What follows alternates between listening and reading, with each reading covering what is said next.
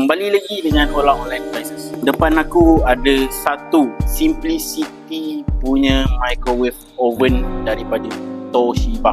Okay, memang cun-cun betul orang kata. Okay, so function dia ada kat sini. Kita ada 5 power levels. Okay, even defrosting. Okay, easy operation dan juga timeless design. Nak tahu reka bentuk dia macam mana? Jom kita tengok. So ini adalah reka bentuk microwave oven yang Toshiba dah buat. Okay, macam yang korang perasan, bahagian depan dia clean, bahagian belakang dia ada bahagian wiring, dan bahagian atas ni ada warning yang telah dia bagi supaya benda ini tidak ditindan dan dipegang sesuka hati bila dia masih on.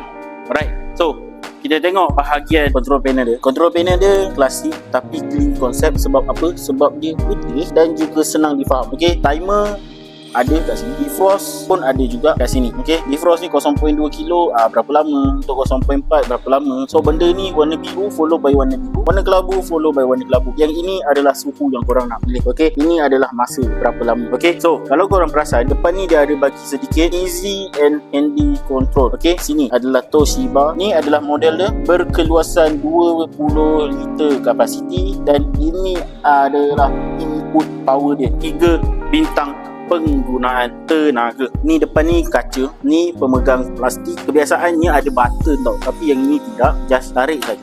Okay, ini adalah manual book dan juga warranty. Okay, mana yang rajin membaca boleh membaca. Ini adalah warranty.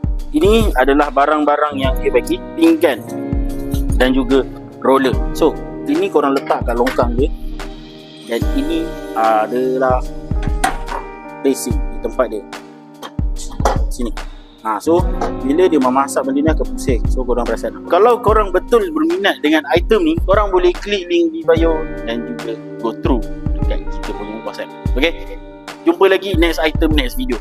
Bye bye.